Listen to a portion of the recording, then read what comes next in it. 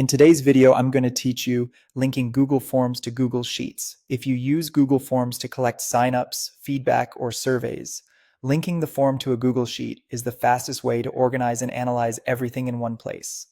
Once connected, every submission appears instantly in a spreadsheet, complete with a timestamp, so you can sort, filter, chart, or share without manual copying. Start by opening your Google form and switching to the Responses tab. This tab is where all incoming answers are managed. You'll see controls for accepting responses and viewing summaries, but the key tool we need is the Sheets connection. Next, click the green Sheets icon near the top. If you don't see the icon, click the three dots and choose Select Response Destination.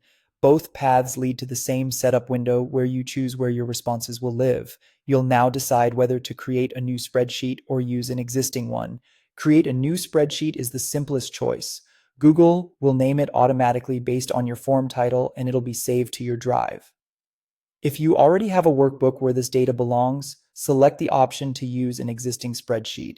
This won't overwrite anything. It simply adds a new tab to that file dedicated to your form responses. If you choose an existing spreadsheet, pick it from the list and click Select.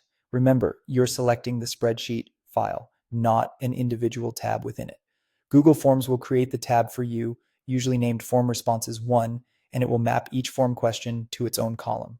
Finally, click Create or Insert to confirm. From this point on, responses will flow in real time to the designated sheet. You'll see a timestamp column automatically added, followed by columns for each question in the order they appear on your form. If you later add or edit questions, new columns will be created as needed, keeping your data aligned. To stay organized, consider keeping question titles clear and consistent, since those become your column headers in Sheets. A quick note on access and organization.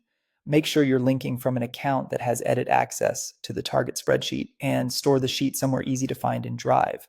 Each form connects to one response destination at a time, and you can always revisit the Responses tab to view or change that link, and that's it. If you found this tutorial helpful, don't forget to like this video and subscribe to my channel for more Google Sheets tips and tutorials.